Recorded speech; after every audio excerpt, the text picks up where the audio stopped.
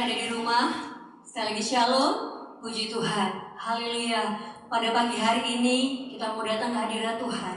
Kita mau sembah Dia, Dia Allah yang hidup, Dia Allah yang mulia, Dia yang layak untuk kita puji dan muliakan. Amin. Saat ini mari kita ambil saat teduh sebentar. Bapak, kami sungguh mengucap syukur buat semua kebaikan-Mu. Terima kasih Engkau Allah yang senantiasa menyertai kami sepanjang minggu ini Tuhan. Dan kami mau mengawali minggu ini bersama dengan Engkau, Engkau yang berdaulat penuh, Engkau yang bertata atas kehidupan kami. Kami yakin dan percaya kemenangan demi kemenangan Engkau berikan dalam kehidupan kami. Semua yang siap memuji Tuhan, sama-sama katakan amin. Berikan suara-suara yang mulia buat Tuhan kita. Tepuk tangan yang paling meriah buat Yesus. Haleluya.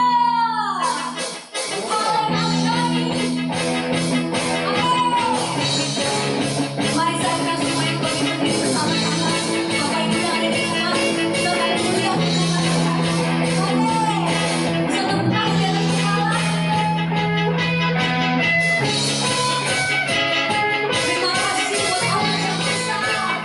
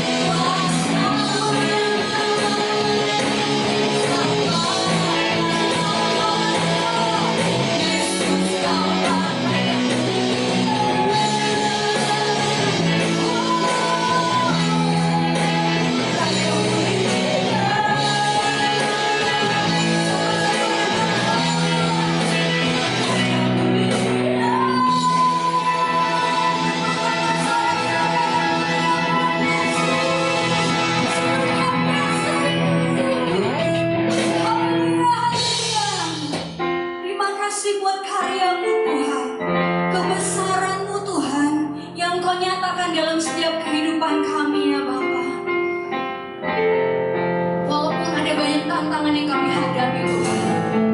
Tapi dengan iman percaya kami Tuhan, kami katakan bahwa Engkaulah satu-satunya yang kami andalkan.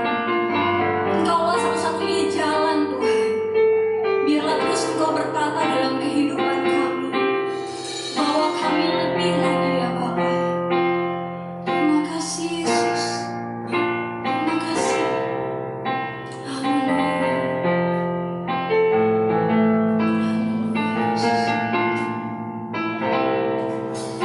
Engkau Tuhan yang setia,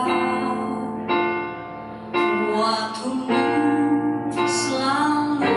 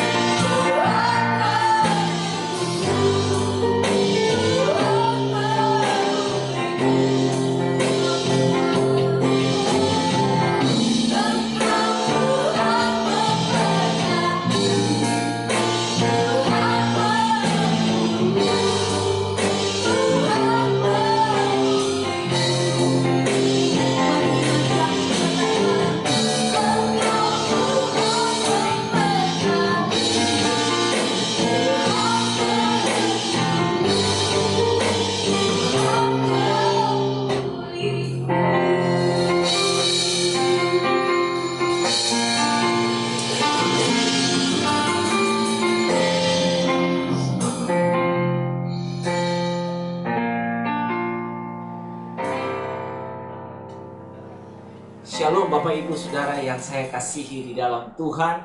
Kembali lagi kita ketemu di tahun yang baru 2021, akhir dari bulan Januari tanggal 31, perjalanan hidup kita di bulan ini. Dan saya yakin, saya percaya saudara dan saya tetap ada di dalam kasih Tuhan. Sekalipun PSBB tetap diperpanjang sampai dengan tanggal 8 Februari, jangan takut. Semua akan berakhir dan kita akan bertemu dalam ibadah offline bersama-sama. Karena bangunan kita sudah 95% selesai. Dan saya percaya bahwa sudah tidak bisa ditahan dan ditunggu lagi. Kita akan ada dalam satu komunitas yang mengasihi dan mau melayani Tuhan. Mari kita akan berdoa sebelum kita dengar firman Tuhan pada pagi hari ini.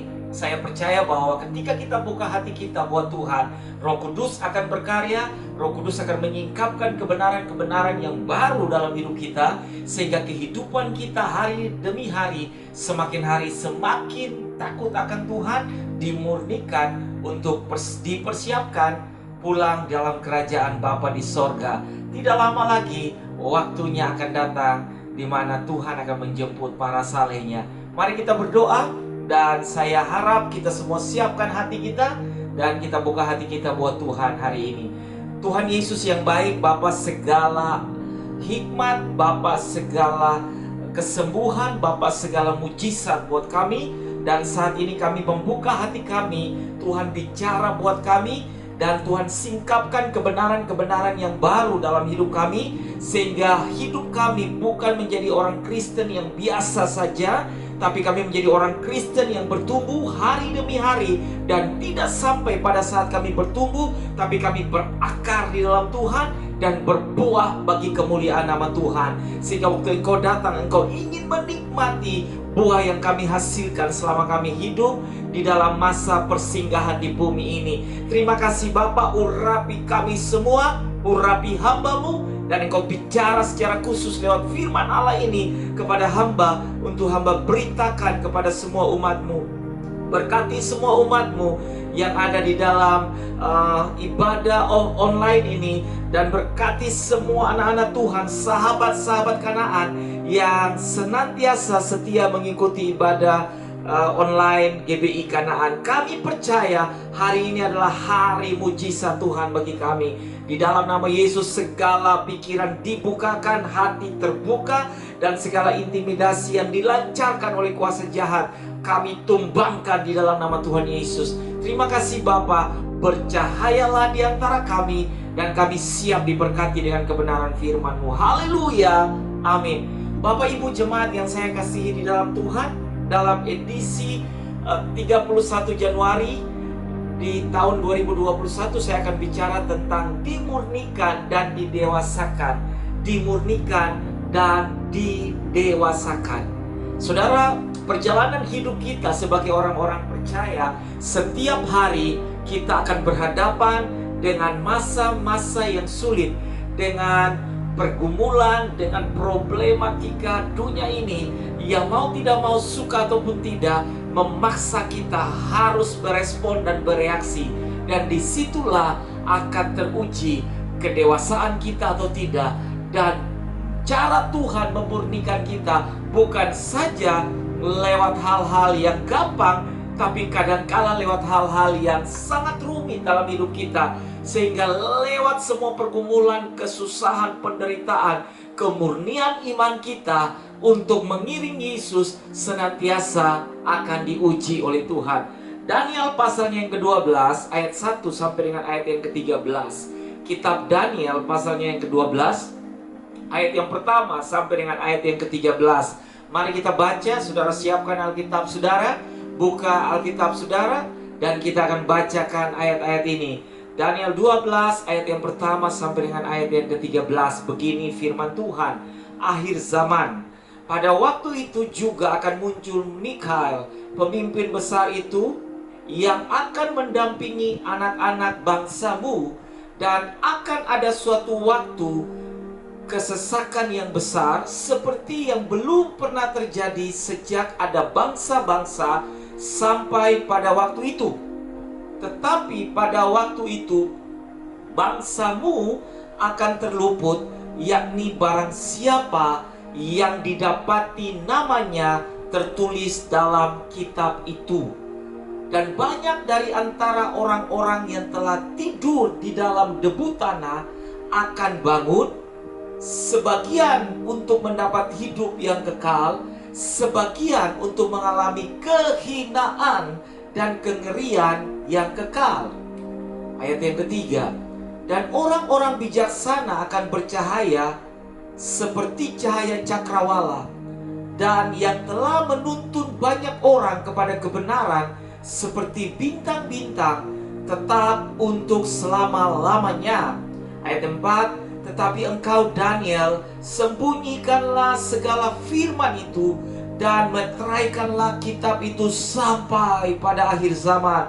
Banyak orang akan menyelidikinya dan pengetahuan akan bertambah. Kemudian aku Daniel melihat, maka tampaklah berdiri dua orang lain, seorang di tepi sungai sebelah sini dan yang lain di tepi sungai sebelah sana. Dan yang seorang bertanya kepada yang berpakaian kain lenan dan yang ada di sebelah atas air sungai itu, bilakah hal-hal yang ajaib ini akan berakhir? Lalu kudengar orang yang berpakaian kain lenan yang ada di sebelah atas sungai itu bersumpah demi Dia yang hidup kekal, sambil mengangkat tangan kanan dan tangan kirinya ke langit, 1 masa dan 2 masa dan setengah masa, dan setelah berakhir kuasa perusak bangsa yang kudus itu, maka segala hal itu akan digenapi. Adapun aku memang kudengar hal itu, tetapi tidak memahaminya. Lalu kutanya Tuanku, apakah akhir dari segala hal ini? Tetapi ia menjawab, pergilah Daniel, sebab firman itu akan tinggal tersembunyi dan termeterai sampai akhir zaman. Banyak orang akan disucikan dan dimurnikan dan diuji, tetapi orang-orang fasik akan berlaku fasik. Tidak seorang pun dari orang fasik itu akan memahaminya, tetapi orang-orang bijaksana akan memahaminya. Sejak dihentikan korban sehari-hari dan ditegakkan dewa-dewa kekejian yang membinasakan itu, ada 1290 hari. Berbahagialah orang yang tetap menanti-nantikan dan mencapai 1335 hari. Tetapi engkau pergilah sampai tiba akhir zaman, dan engkau akan beristirahat dan akan bangkit untuk mendapat bagianmu pada kesudahan zaman. Demikianlah firman Tuhan. Kalau kita menyelidiki kitab Daniel pasal 12, keseluruhannya berbicara tentang akhir zaman. Kapan akhir zaman sedang terjadi? Akhir zaman dimulai pada saat firman Allah ini ditulis.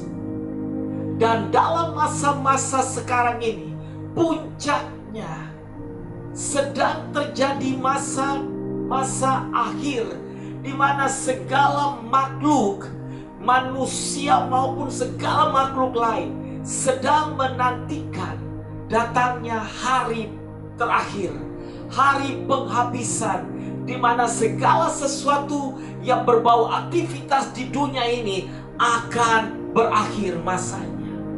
Tuhan segera datang. Kapan waktunya? Kita tetap berdoa. Waktunya akan datang secara tiba-tiba. Dalam Alkitab ada kata yang dipakai, dan saya senang kata itu. Kata itu berbunyi suddenly.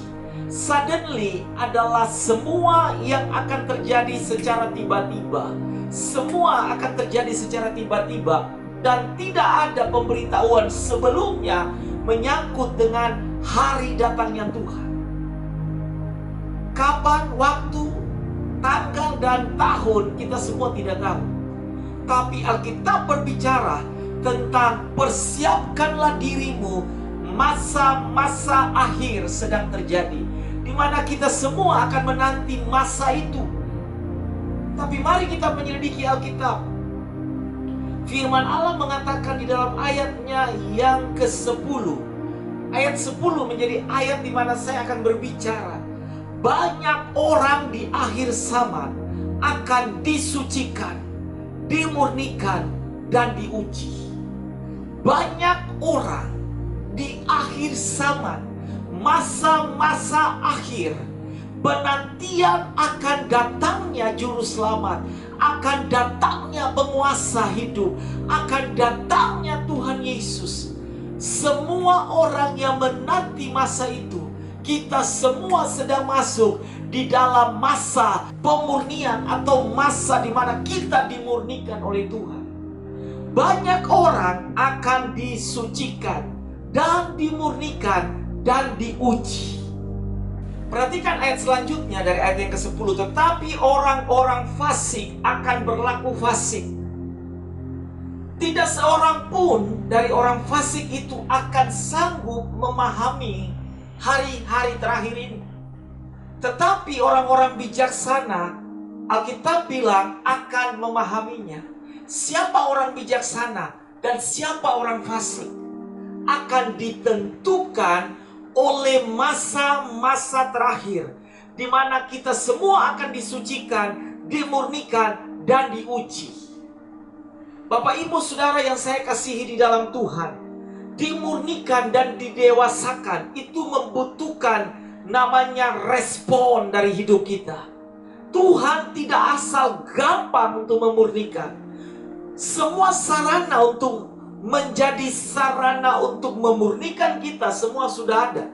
Pergumulan hidup, tantangan, persoalan itu adalah sarana yang Allah siapkan untuk kita masuk di dalam proses didewasakan, dimurnikan oleh Tuhan.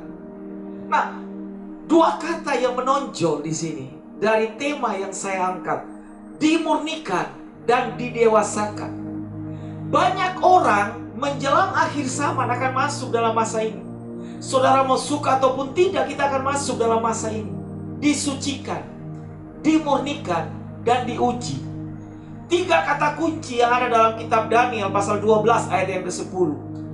Akan ada pemisahan besar yang akan terjadi di antara manusia. Alkitab memberikan gambaran tentang pemisahan yang besar yang terjadi di antara dua golongan manusia.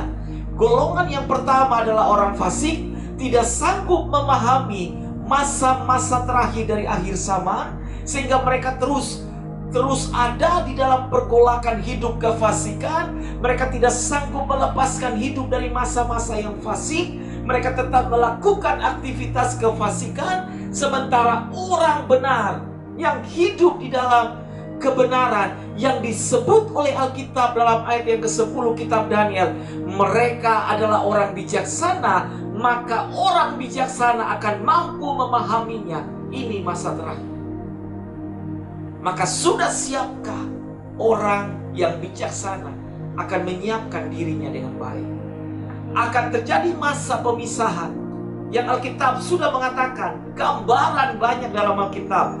Gandum akan dipisahkan dari lalang, kambing akan dipisahkan dari domba, sekam akan dipisahkan dari gandum, sehingga sekam itu akan dibuang dan dibakar. Gandum dan ilalang tumbuh bersama-sama, tapi masa penuaian akan terpisah juga.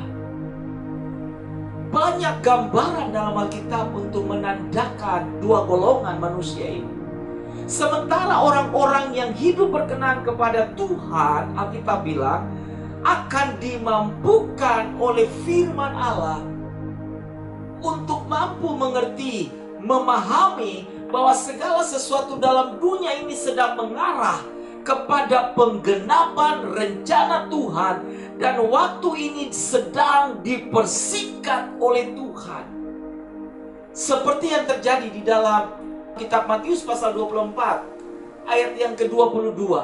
Kitab Matius pasal 24 ayat yang ke-22 mengatakan begini, dan sekiranya waktu ini tidak dipersingkat, maka dari segala yang hidup tidak ada yang selamat. Akan tetapi oleh karena orang-orang pilihan, waktu itu akan dipersingkat. Kita baru hidup, baru menghirup udara di tahun baru 2021, tanggal 31 Desember 2020 baru kita lewati seperti kedipan mata, cepat sekali.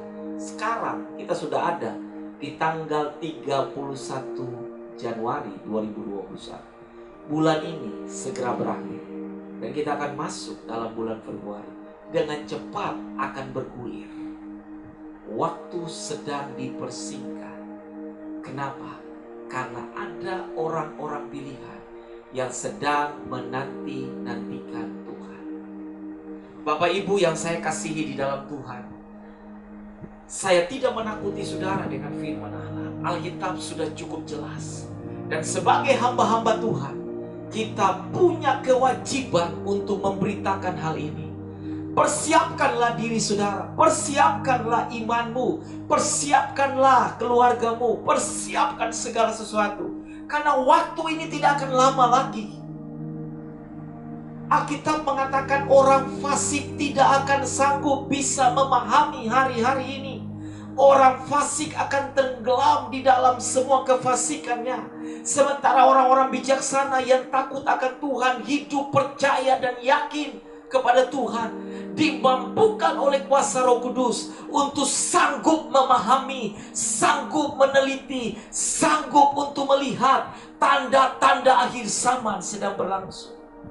Sehingga mereka akan menyiapkan diri mereka dengan baik. Pernah saya berbicara tentang 5 gadis yang bijaksana dengan 5 gadis yang bodoh. Yang bijaksana, mereka menyiapkan pelita yang menyala dan minyaknya. Sementara yang bodoh, pelitanya menyala tapi persediaan minyaknya tidak ada.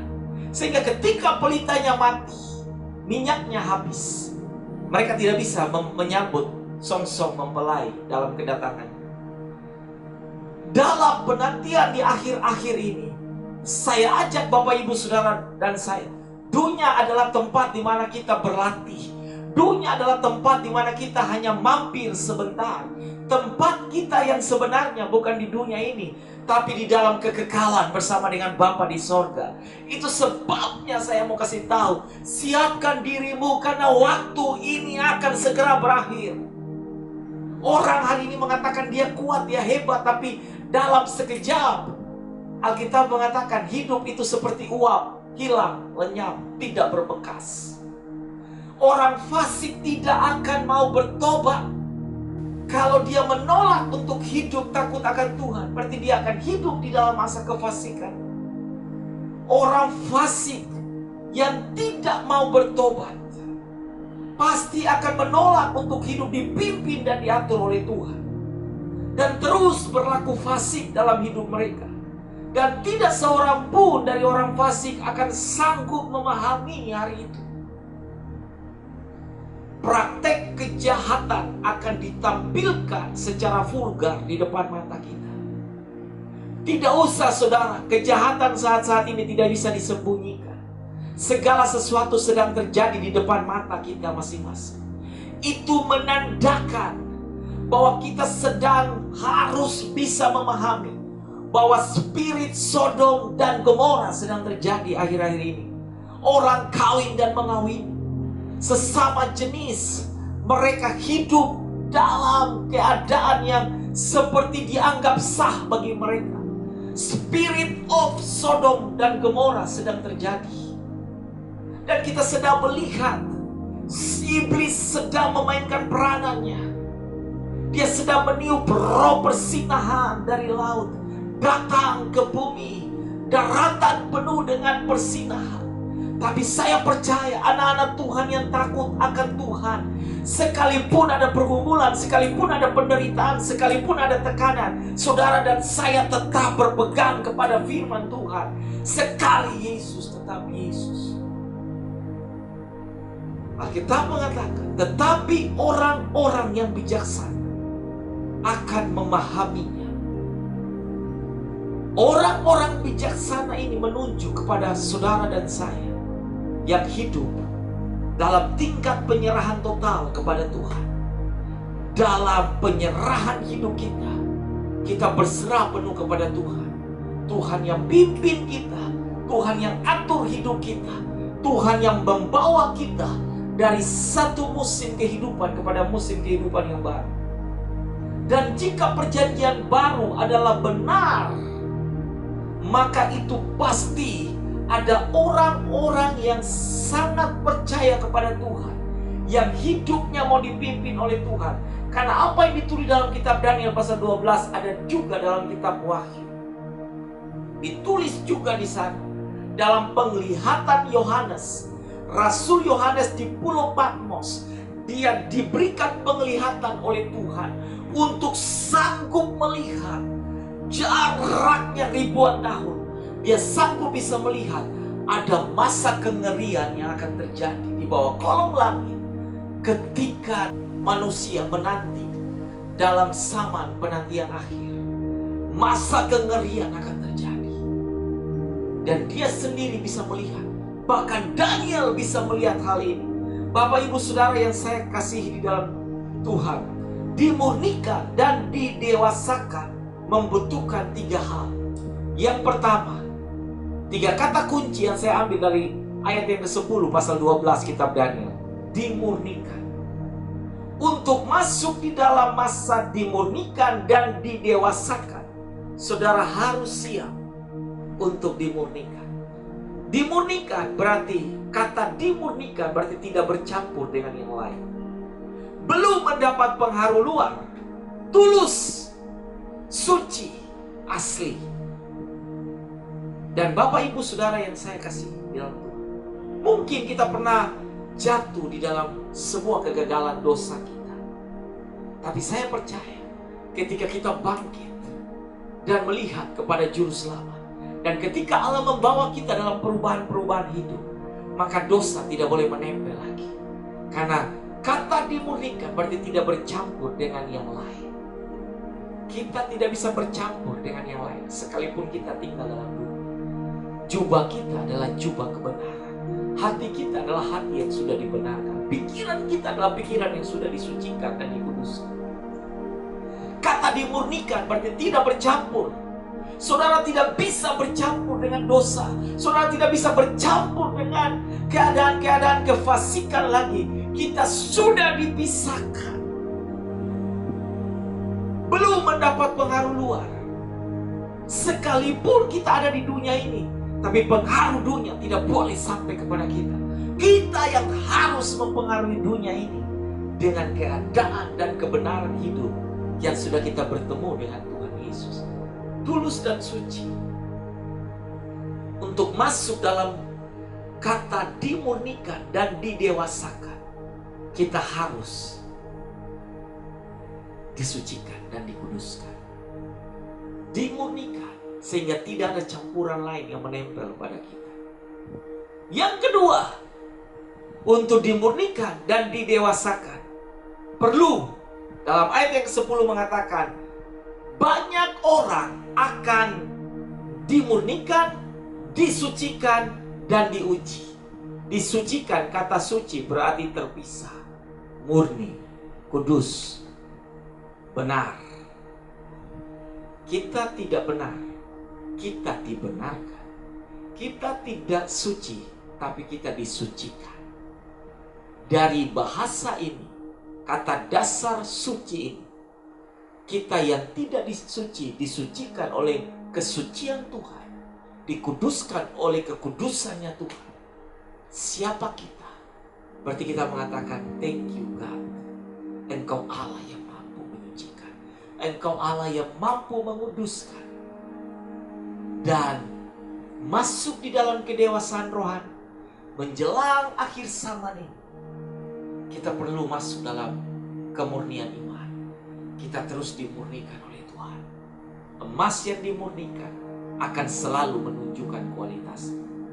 Saudara dan saya mau didewasakan, kita tidak lepas dari kata ini, disucikan. Tiap hari minta Tuhan, sucikan saya, kuduskan saya.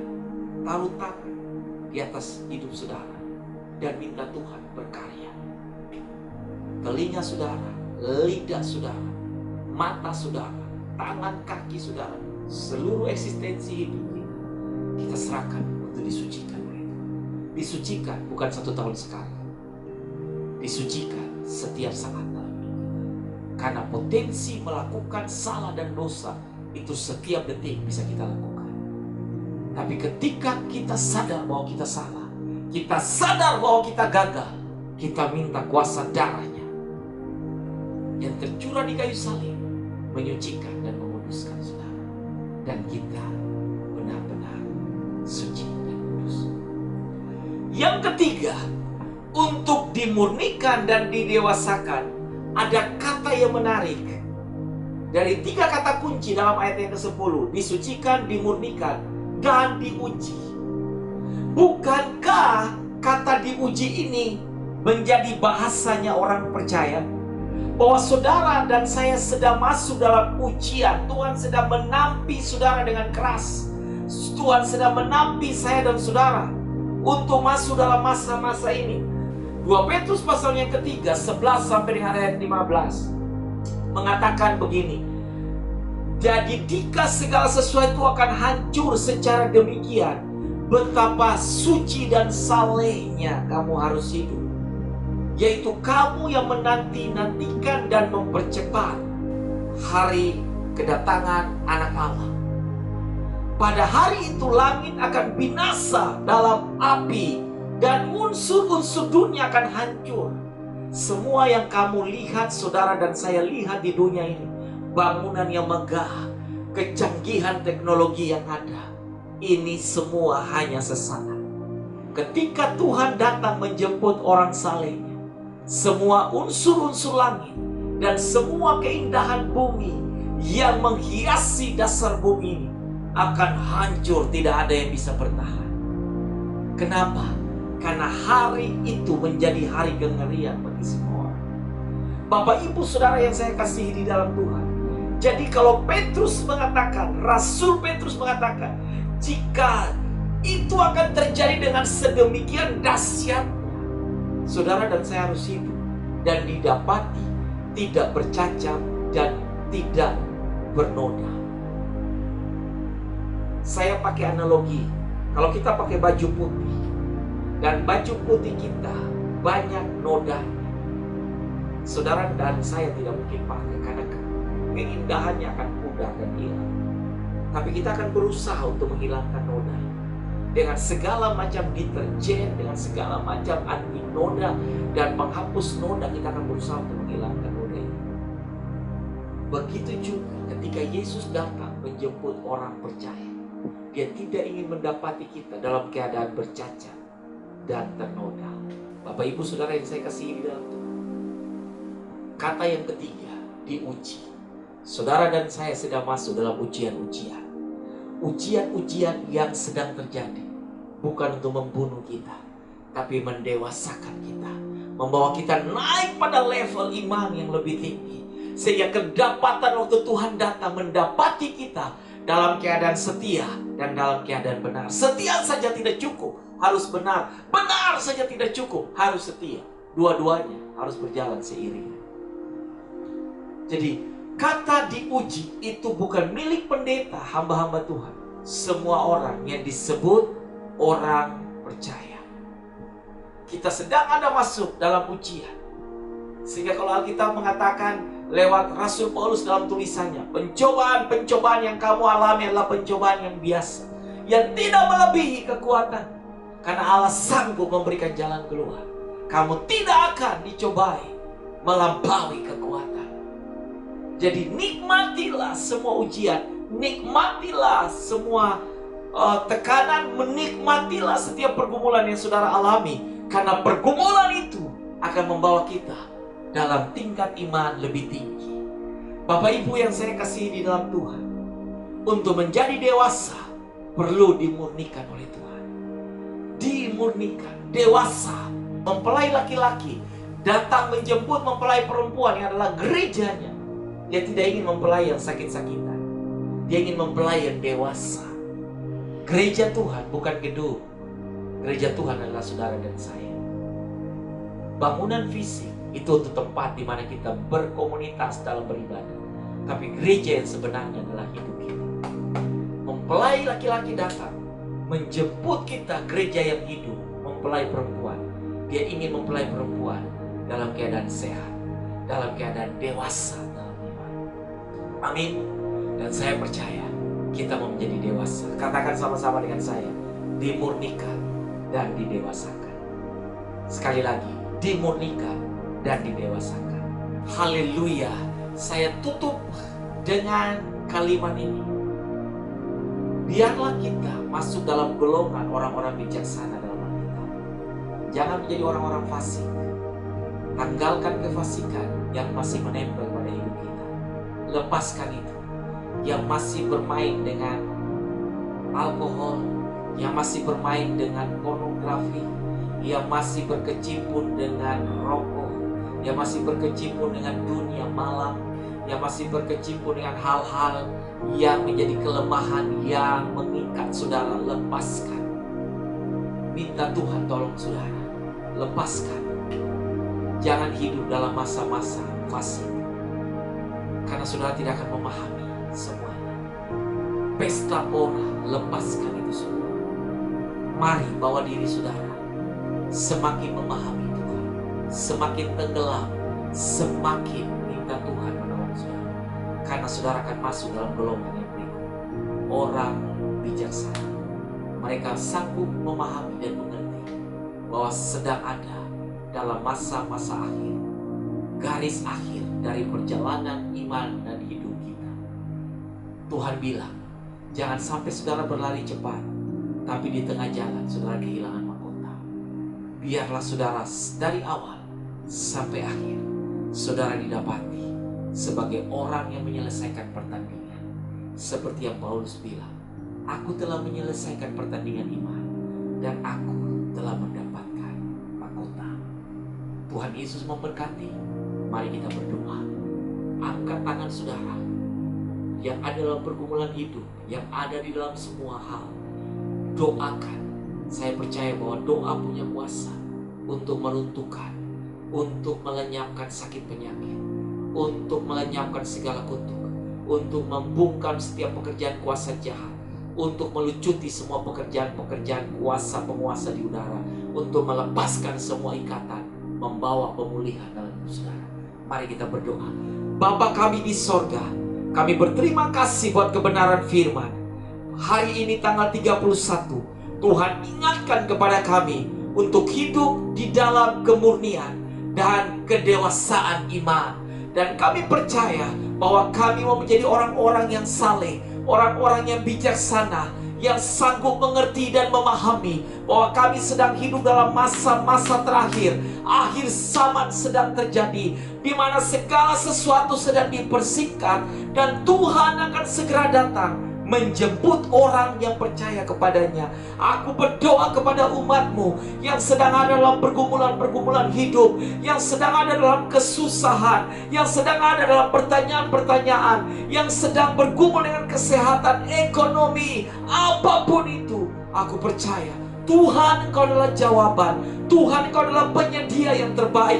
Tuhan adalah kesembuhan bagi kami. Tuhan adalah pemulihan bagi kami. Dan Engkau adalah jalan bagi kami. Terima kasih Bapa. Singkapkan semua kami, mata kami untuk melihat bahwa pertolongan kami datang dari tempat yang maha tinggi. Yang tempat yang maha tinggi, Tuhan bertakhta di sana. Dari Sion datang keselamatan. Dari Sion datang kemakmuran. Dari Sion datang kelepasan. Dari Sion datang mujizat. Terima kasih Bapa. Tuhan lepaskan anak-anak-Mu dalam doa mereka untuk penyerahan hidup, untuk melepaskan diri mereka dari kefasikan, ikatan-ikatan yang membelenggu mereka, pornografi, ikatan duniawi, rokok, alkohol, narkoba, hidup malam, pornografi. Lepaskan mereka Tuhan. Dan biar kami didapati menjadi anak-anak Tuhan yang rendah hati dan takut dan mau diatur oleh Tuhan. Terima kasih Bapa. Terima kasih Tuhan Yesus. Mari umat kesayangan Tuhan, angkat kedua belah tanganmu, arahkan hidupmu dan matamu kepada Tuhan, dan terimalah berkat. Allah menghadapkan wajahnya kepada saudara dan memberikan bagi saudara kasih karunia-Nya. Damai dari Yesus Kristus putranya yang tunggal senantiasa menjadi milikmu.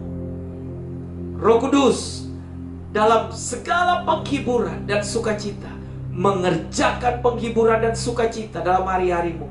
Diberkatilah engkau waktu engkau keluar, diberkatilah engkau waktu engkau masuk, diberkatilah keturunanmu, diberkatilah pernikahanmu, diberkatilah rumah tanggamu, diberkatilah anak cucumu. Alkitab mengatakan anak cucu orang benar tidak meminta-minta. Diberkatilah semua yang kau kerjakan dengan tanganmu. Percayalah tangan Bapamu di sana dan memberkati engkau. Semua keberhasilan mengikuti engkau. Kebajikan dan kemurahan mengejar saudara di mana saja saudara berada. Tuhan menghadir bagi engkau dan saya. Belalang yang memakan habis berkat-berkat. Segala kutu kemelaratan, kemiskinan, penindasan, penyakit sampai maut menjauh dari kemahmu.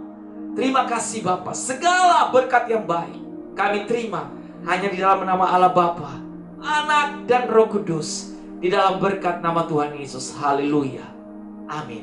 Tuhan Yesus memberkati saudara. Jaga kesehatan dan terus update semua informasi lewat WA Group di GBI Kanaan. Karena khusus bagi semua warga GBI Kanaan, kita di dalam masa-masa minggu depan akan bekerja bakti untuk membersihkan ruangan kita. Dan menjelang PSBB tanggal 8 Februari selesai, kita bisa pakai gedung itu untuk ibadah secara offline. Sekalipun fasilitas belum penuh, tapi saya percaya Tuhan adalah Allah yang provider. Dia akan menyediakan segala sesuatu. God bless you all. Tetap semangat. Tuhan Yesus memberkati saudara. Shalom.